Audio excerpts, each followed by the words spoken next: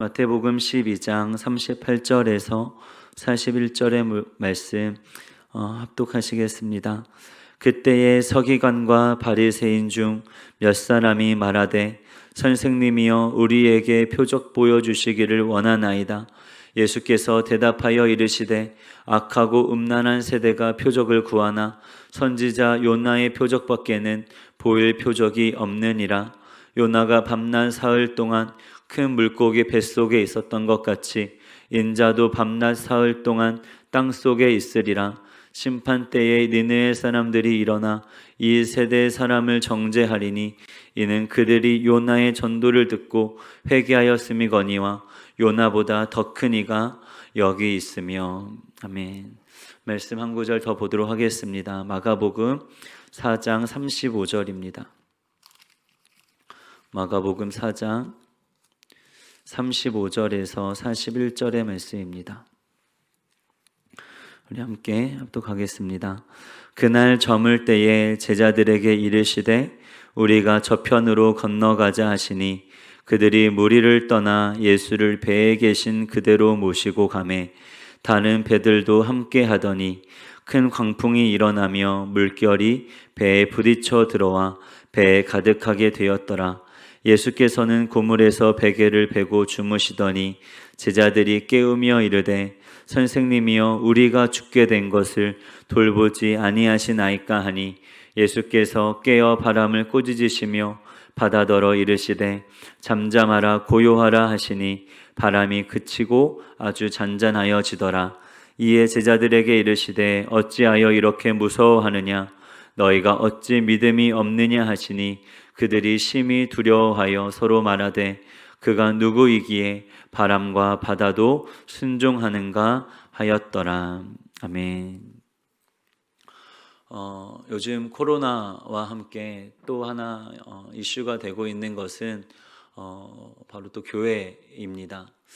미디어나 또 우리에게 보여지는 교회의 모습은 하나는 방역 수칙을 잘 준수하며 예배를 드리는 어떠한 그런 질서적인 그러한 모습과 또 한편으로는 어떠한 또 이 정부를 또 반대하는 그런 집회들을 하는 어떤 그런 집회하는 모습들과 또 하나의 모습은 또 여러모로 또 많은 교회 전염자 확진자가 나옴으로 인하여서 많은 SNS를 통하여 사과하는 모습을 교회가 보이고 있습니다. 그러한 모습들을 보면서 진정 교회가 이 시대 가운데 보여야 하는 모습이 무엇일까를 좀 생각해 보게 되었습니다. 표적을 구하는 사람들에게 예수님은 요나의 표적 외에는 보일 표적이 없다라고 말씀하셨는데 과연 그렇다고 한다면 이 시대와 이 상황 가운데 우리는 어떠한 모습을 어떠한 표적을 보여야 할까 그것들을 함께 나누도록 하겠습니다. 먼저 35절에서 37절의 말씀을 보면 그날 저물 때에 제자들에게 이르시되 우리가 저편으로 건너가자 하시니 그들이 무리를 떠나 예수를 배에 계신 그대로 모시고 가매 다른 배들도 함께 하더니 큰 광풍이 일어나며 물결이 배에 부딪혀 들어와 배에 가득하게 되었더라. 지금 예수님이 제자들에게 말씀을 가르치시고 이제 이 갈릴리 바다를 건너 저편으로 건너가자라고 말씀하십니다. 이 갈릴리 바다는 해면에서 한 200m 정도 아래에 있고 또 북쪽으로는 한 60km 떨어진 지점에 한 3km 정도 높이의 헤르몬 산이 솟아 있습니다. 그래서 이 헤르몬 산에서 내려오는 차가운 공기와 이 바다의 갈릴리 바다의 이 따뜻한 공기가 충돌하면서 이 갈릴리 바다에는 어떤 끊임없이 폭풍우와 돌풍이 끊이지 않았습니다. 그래서 이제 이 갈릴리 바다에 어부를 직업으로 삼고 있는 어부들에게는 이 폭풍우와 풍랑은 늘 익숙한 것이었습니다. 아마 제자들에게도 익숙했던 풍랑이었을 것입니다. 그런데 성경은 오늘 뭐라고 이야기하냐면 큰 광풍이 일어나며 라고 이야기합니다. 아마도 평소에 일어났던 그 폭풍우와 풍랑보다는 좀 더 큰, 좀 거센 풍랑이었던 것 같습니다. 그 풍랑이 거세게 일어나고 바다도 매섭게 파도가 치고 그 가운데 물이 배와 부딪히면서 끊임없이 배 안으로 물이 들어오고 있는 상황이었습니다. 그 가운데 제자들은 아마 열심히 배가 가라앉지 않도록 물을 퍼냈을 것입니다. 그런데 이 폭풍우가 얼마나 셌던지 물을 퍼내도 계속 이 파도가 물이 부딪혀 들어오며 배에 물이 차는 것이었습니다. 그 어느 정도 좀 한계를 느꼈던지 그 순간 주변을 돌아보니 예수님이 계신 것을 기억하고 돌아보니 예수님이 주무시고 계신 것이었습니다. 38절에 예수께서는 고물에서 베개를 베고 주무시더니 라고 말씀합니다. 우리가 살아가다 보면 그럴 때가 있습니다. 내 삶 가운데 닥친 어려움과 고난을 이겨내 보려고 정말 1년, 2년 정말 몸부림치지만 전혀 상황이 달라지지 않고 여전히 더 그 상황이 악화만 되는 것 같을 때가 참 너무나도 많이 있습니다. 그럴 때 우리 마음 깊은 곳에는 그러한 생각이 듭니다. 지금 하나님은 과연 무엇을 하고 계시는 것일까? 하나님의 도움이 전혀 느껴지지 않고 하나님이 내게는 조금도 관심이 없는 것처럼 느껴지는, 그래서 하나님이 살아계시지 않는 것 같고 더 이상 나를 사랑하시지 않는 것 같고 나를 외면한 것처럼 느껴지실 때가 있습니다. 그래서 제자들은 38절에 이어서 이렇게 이야기합니다. 제자들이 깨우며 이르되 선생님이여 우리가 죽게 된 것을 돌보지 아니하시나이까. 예수님 왜 우리를 돌보지 않으십니까? 이렇게 폭풍우가 몰아치고 끊임없이 물이 부딪혀 들어오고 배가 가라앉게 생겼는데 지금 왜 우리를 돌보시지 않습니까? 죽게 된 우리를 왜 돌보시지 않습니까? 라고 이야기하는 것이죠.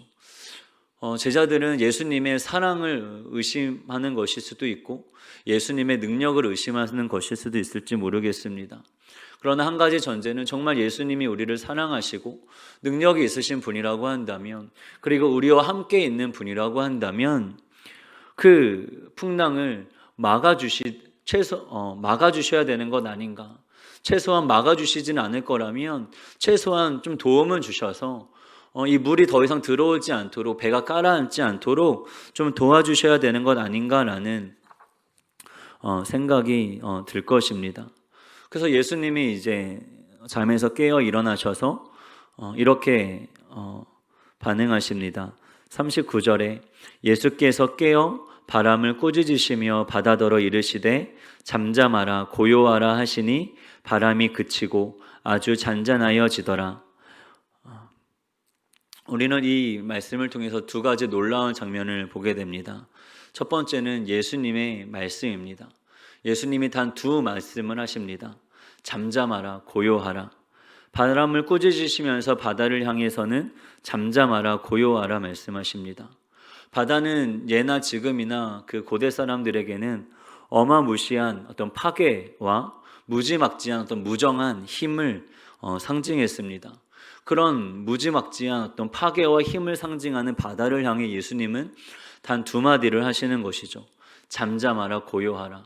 더욱이 당시에는 그 어떤 신들만이 이 무서운, 이 사나운 바다를 잠잠케 했다라고 믿었는데 예수님은 그런 신들의 이름도 빌리지 않고 누구의 이름도 빌리지 않고 그냥 잠잠하라, 고요하라 말씀하시는 것이죠. 더욱이 더 놀라운 것은 무엇이냐면 그런 예수님의 단 두 마디 명령에 그 사나운 폭풍우가 그치고 바다가 죽은 듯이 잠잠해졌다는 것입니다. 이 풍랑의 힘은 인간이 절대 통제할 수 없는 힘인데 예수님은 그 통제할 수 없는 그 폭풍의 힘을, 그 풍랑을 통제하시는 것이죠. 결국 예수님은 누구신가? 예수님은 그 풍랑을 잠잠케 하시는, 그 풍랑도 순종케 하시는 풍랑의 주인이시요 우주의 왕이신 것입니다. 그러나 제자들은 이것을 보고도 깨닫지 못하기에 더 두려워합니다. 41절을 보면 그들이 심히 두려워하여 서로 말하되 그가 누구이기에 바람과 바다도 순종하는가 하였더라.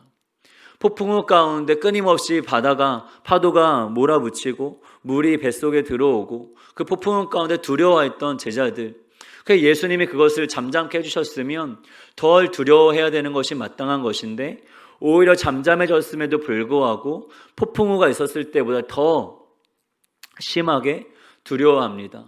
왜냐하면 그 산후 폭풍우를 잠잠케 하시는 예수님, 그 예수님을 보고도 깨닫지 못했기 때문에 두려워하는 것이죠.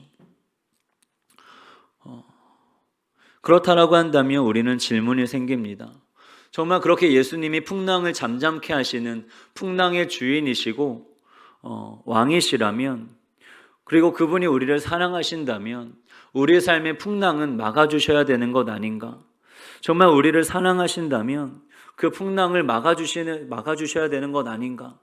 그런데 왜 예수님은 풍랑을 막아주시지 않는가라는 것이 우리의 질문이 될 것입니다.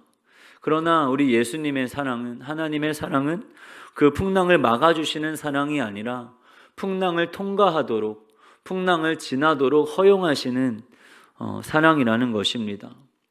왜 풍랑을 막아주시는 사랑이 아니라 왜 풍랑을 지나게 하시는, 풍랑을 통과하게 하시는 사랑을 보이실까요? 그것은 우리가 이해할 수 없지만 그 이해할 수 없는 이유가 있기 때문일 것입니다. 예수님이 선하지 않아서가 아니라, 우리를 사랑하지 않아서가 아니라, 우리를 유혹하려고 하시는 것이 아니라, 능력이 없어서가 아니라 우리가 알 수 없는 무언가 하나님의 그 뜻이 있기 때문일 것입니다. 짐 엘리엇 선교사님의 아내분인 엘리자베스 엘리엇 선교사님은 이렇게 말씀하십니다. 하나님은 하나님이시다. 이 사실만으로 그분은 내 예배와 섬김을 받으실만 하다. 오직 그분의 뜻 안에만 쉼이 있다.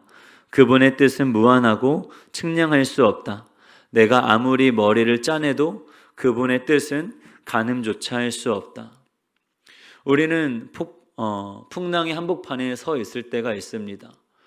정말 주님이 선하시고 사랑하시고 능력이 있으시다면, 그것을 잠잠케 하실 수 있는 주인이시라면 왜 이것들을 우리에게 허락하시는가? 우리는 알지 못하는 그 풍랑 가운데 한가운데 있을 때가 있습니다.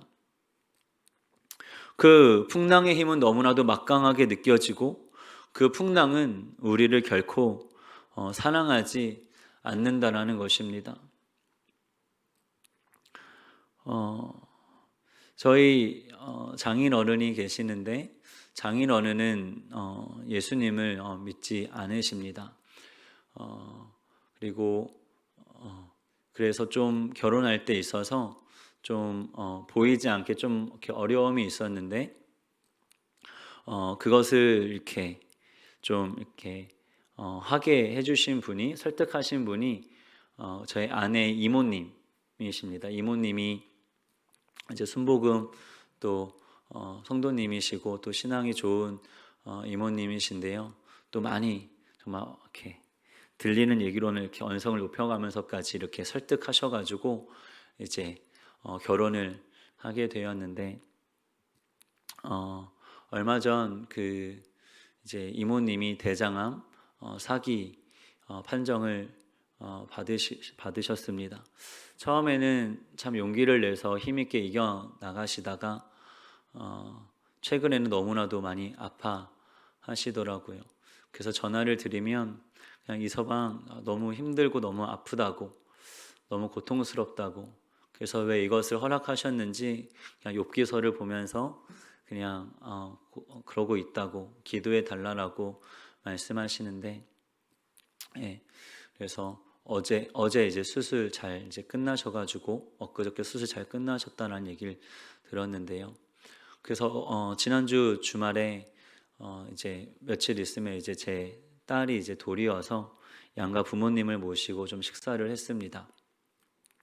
식사를 하고 이제 제가 이제 인사를 드렸죠. 사실 이 자리는 제 딸을 축하해 달라고 마련한 자리가 아니라 제가 부모가 되어서 보니, 그리고 제 딸을 손주를 사랑하시는 양가 부모님의 사랑을 보니 저희가 어떠한 사랑을 받고 자랐는지를 깨닫게 되었고 볼 수 있게 되어서 감사합니다라는 그 마음을 전하고 싶어서 이 자리를 마련했습니다 라고 이야기하고, 또 양가 어른들에게 또 한마디씩 또 덕담과 축복의 메시지를 또 이렇게 구하고 또 양해를 구하면서 제가 기도했습니다.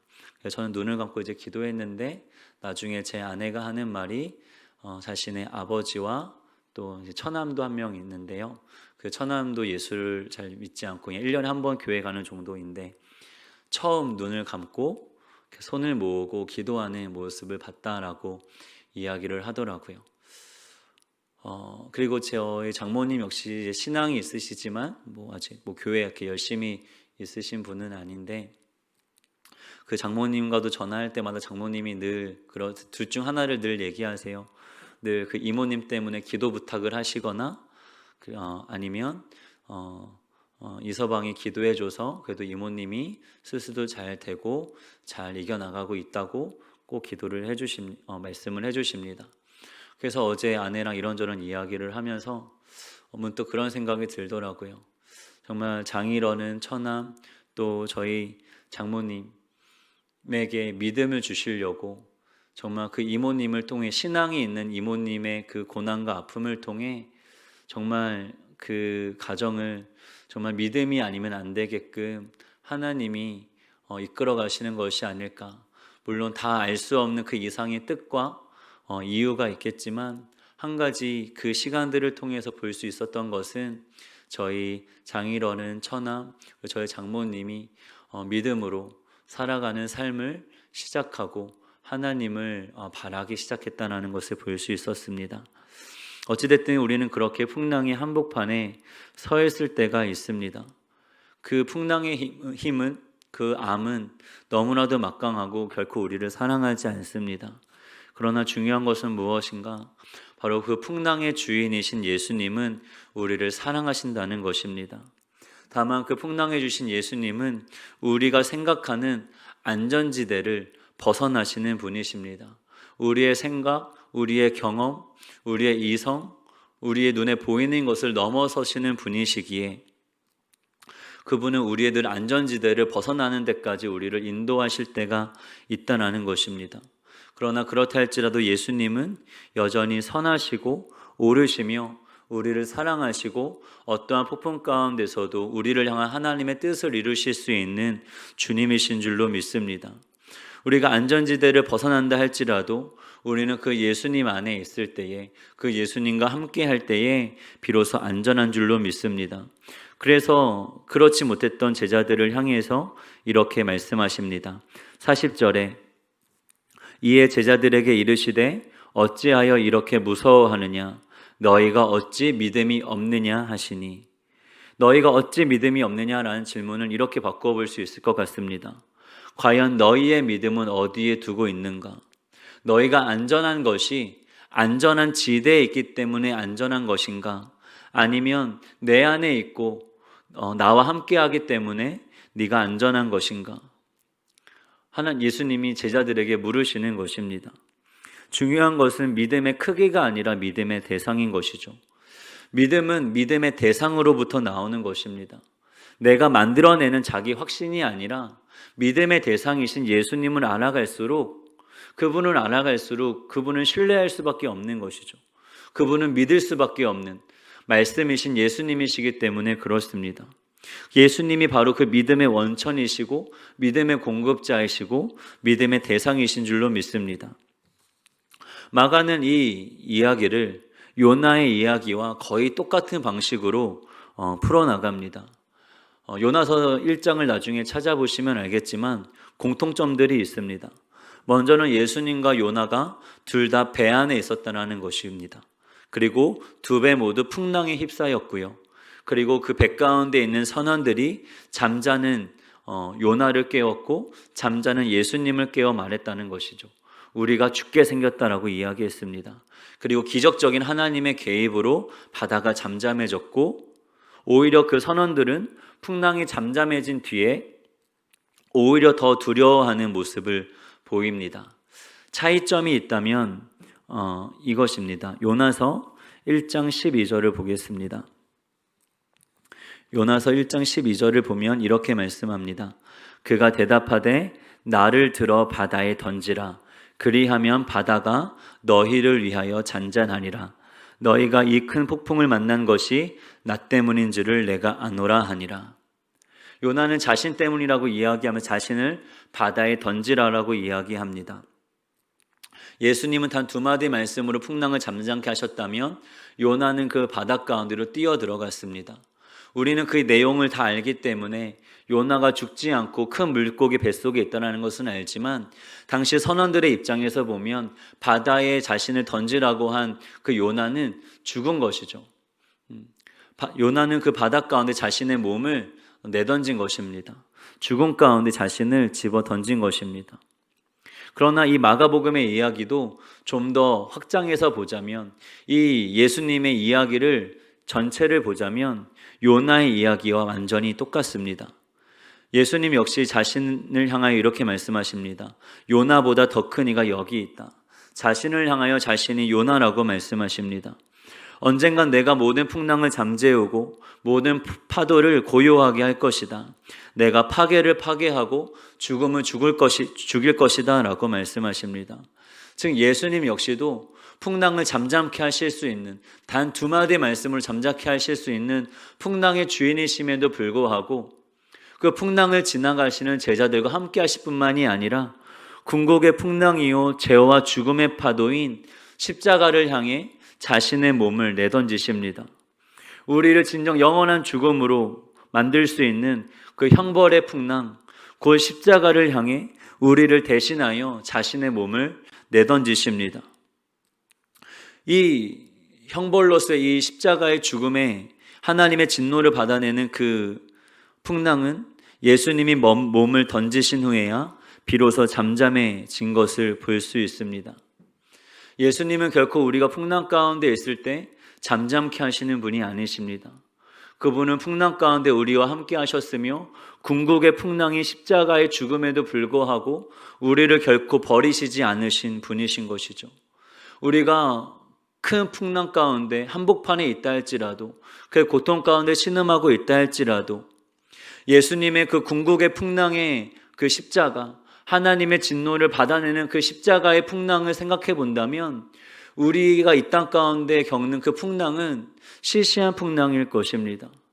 그런데 그 궁극의 풍랑이 십자가가 있음에도 불구하고 우리를 버리지 않고 자신을 내던지신 주님이시라고 한다면 과연 우리가 이 땅 가운데 살아가는 동안 겪는 그 시시한 풍랑 가운데 우리를 버리실까요? 결코 그렇지 않으실 줄로 믿습니다. 다시 돌아오셔서 모든 풍랑을 영원히 잠재우시고 오직 주님 안에서 영원한 진정한 안식과 쉼을 누리게 하실 줄로 믿습니다. 그러면 우리는 그때까지 예수님의 머리 되시는 예수님의 몸된 교회로서 우리는 이 땅 가운데 무엇을 행하며 살아가야 될까요? 그것은 예수님의 행하신 일을 행하며 살아가야 되는 줄로 믿습니다. 예수님이 궁극의 풍랑인 십자가의 죽음으로 가셨던 것처럼 우리도 그 십자가의 죽음으로 가야 되는 줄로 믿습니다. 예수님은 우리를 살리려고 오시기 전에 우리를 죽이려고 오셨습니다. 십자가의 죽음에서 예수님이 대신하여 예수님만 죽으신 것이 아니라 우리도 그 위에 함께 죽게 하시려고 예수님은 이 땅 가운데 오셨습니다. 죽음이 없이는 결코 부활이 없고 고난이 없이는 결코 영광이 없기에 진정 이 땅의 교회가 그 부활의 영광과 성령의 역사로 들어가기 위해서는 예수님이 십자가 위에 죽으셨던 것처럼 우리도 그 십자가 위에 죽어야 되는 줄로 믿습니다. 그 십자가 위에 죽음은 무엇을 의미할까요? 바로 기도의 자리에서 엎드리는 것입니다. 예수님의 십자가의 죽음은 바로 그 겟세마나의 기도의 자리에서 이루어진 결과인 것이죠. 결국 우리는 그 기도의 자리에서 하나님 앞에서 십자가 앞에서 엎드리고 죽어야 하는 줄로 믿습니다. 우리는 지금의 풍랑 가운데 하나님 앞에 엎드려야 하는 때인 줄로 믿습니다. 예수님의 제자들이 120문도가 에게 있어서 예루살렘은 상처의 지역이었고 자신의 꿈이 좌절된 지역이었고 그러나 예수님과의 추억이 있고 예수님의 말씀이 있던 지역이었습니다. 그래서 그들은 예루살렘 성전을 떠나진 않았지만 성전에서 기도하지 않고 마가의 다락방에 들어가서 기도했습니다. 세상이 볼 때는 죽은 자들처럼 보였을 것입니다. 그러나 그들은 그곳에서 기도하였습니다. 일상으로 돌아가려고 하지 않았고 모든 경제활동과 모든 사회활동과 모든 문화활동이 멈춰졌을 때 일상으로 돌아가려고 했던 것이 아니라 주님께로 돌이켰고 하나님 나라로 돌이켰고 그 가운데 오직 자신에 대해서 기대할 것이 아무것도 없기에 오직 예수님이 약속하신 그 성령 하나님만을 기대하며 그 죽음의 자리로, 엎드리는 자리로 들어갔습니다. 그 가운데 성령이 하나님의 때에 이르러 그들은 드디어 그 다락방에서 나와서 증인의 사명을 감당하게 될 줄로 믿습니다. 우리가 각자 처소에서 지금은 교회조차 예배하지 못할 때가 너무나도 많이 있고 각자의 그 골방에서 다락방에서 마치 죽은 자들처럼 기도해야 될 때인 줄로 믿습니다. 그러나 반드시 그 궁극의 풍랑끈을 잠재우시고 새해를 부활하시고 영광을 보이셨던 예수님을 믿는다면 우리가 그 주님을 기대함으로 그 골방에서 얼마든지 엎드릴 수 있게 되는 줄로 믿습니다. 우리가 그 골방에서 엎드릴 때에 진정 우리를 통하여 하나님의 때에 성령의 능력으로 부활의 영광을 드러내는 날이 있으며 그 성령의 도구가 되어서 예수의 증인될 날이 반드시 올 줄로 믿습니다. 우리가 각자 그 골방에서 엎드려 그때를 준비하며 예비되어지기를 예수의 이름으로 축복합니다. 기도하겠습니다.